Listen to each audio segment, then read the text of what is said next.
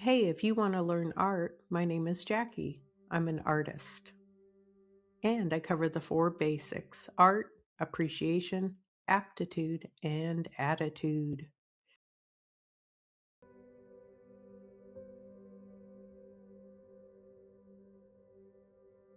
On this part two of my travels to San Francisco, I wanted to start off with my view from the window. So I do not like to fly, makes me scared, but I've noticed that in life, when I face my fears, there's typically beauty on the other side.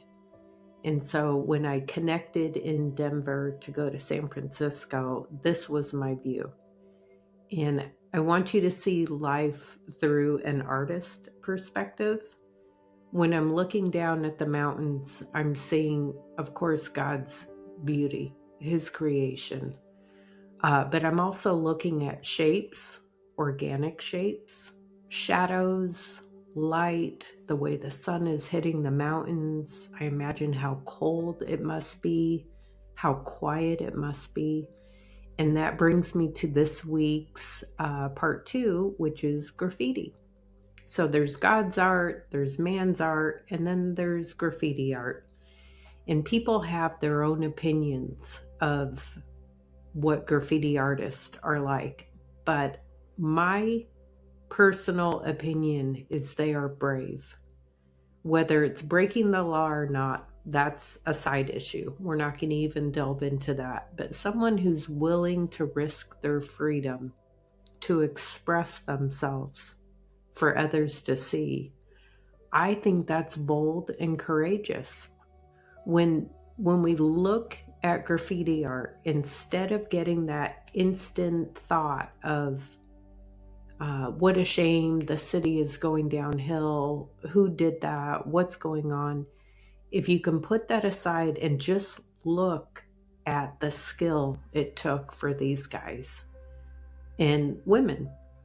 And I know I've never been a graffiti artist, but when I see them on trains, I think it's beautiful. I think it's cool.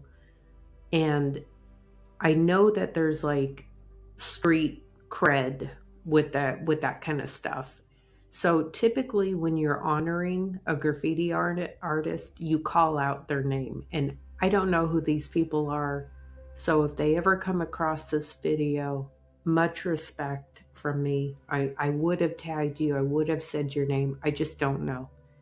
It was a short trip, but I did want to point out these are some of the shots that I saw around San Francisco.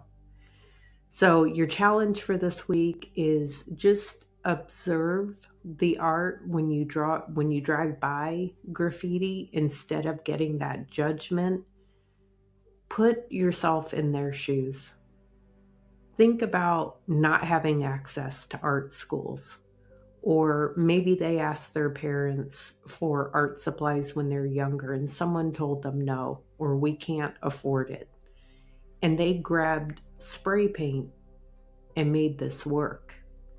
So I'll close with this. This week in my pastel studio and drawing community on school, I posted a question for the members. I said, which would you like me to demo? Which of these flowers? And they voted on the top left one, which I'm going to start after finishing this video.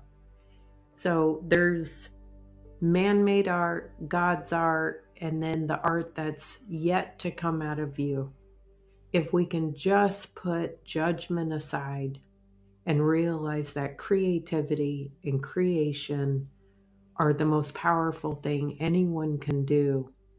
Don't look at the outcome. Don't have any expectations. Don't tell yourself a story.